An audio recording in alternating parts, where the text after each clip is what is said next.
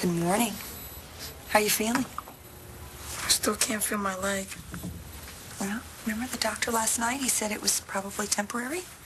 Yeah, but, it's already morning now. How long is this gonna take? Well, the neurologist is going to come by, and I bet you we'll get some answers then, I promise. Mr. Buchanan. Dr. Shinseki? I need to speak with you and Ms. Hammond. I have Matthew's test results.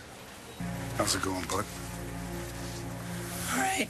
I just can't wait to get out of here. This food sucks. Oh, well, we'll see what we can do about that. Got a minute? Yeah. Be right back.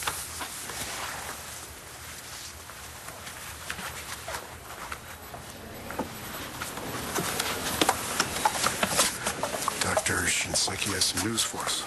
Oh, well, shouldn't we include Matthew in this? Well, in my experience, younger patients have an easier time accepting news like this when their parents already understand the situation. News like this, well, that doesn't sound very good. No, I'm afraid it's not what we hoped for. Well, just tell us what we're looking at.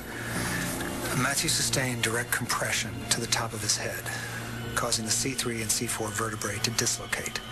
Now, as a result, he suffered what's known as an axial loading injury, or a severe trauma to his spinal cord. Now, we're lucky the cord was neither severed nor crushed by the blow. But the fact remains that the swelling has begun to subside, but with no return of sensation below the waist.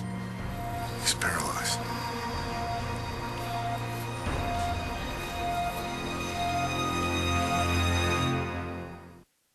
You're saying there's no way Matthew could come back from this?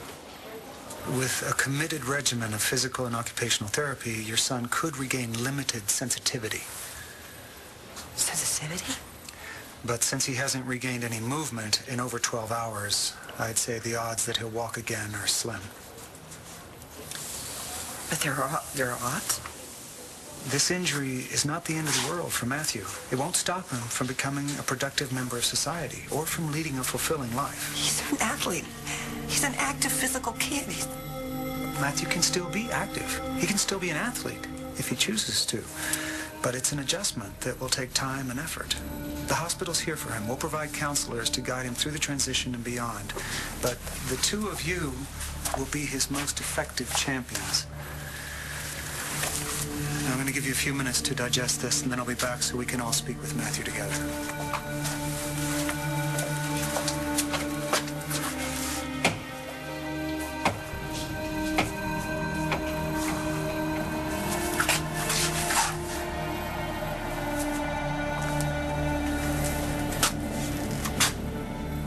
Nora, Bo, I'm sorry I didn't get here earlier, but flying these days is a nightmare.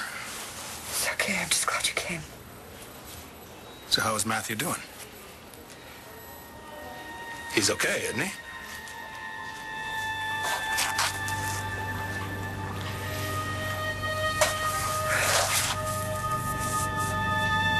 Are you seriously taking the word of just one doctor? Clint. Dr. Shinseki's done every test that he can. Now, wait a minute. If somebody told me that one of my kids was paralyzed for life, I would fire that person, go out and get a second opinion, a third opinion, a fourth, until I found somebody who believed in my kid. Don't tell me that I'm giving up on my son. Well, then don't go in there and tell Matthew he's never going to walk again.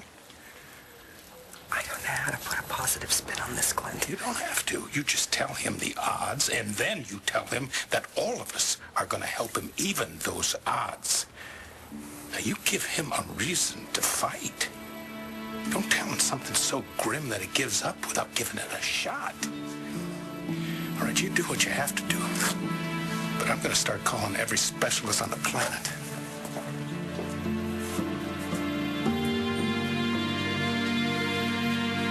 It's not temporary, is it?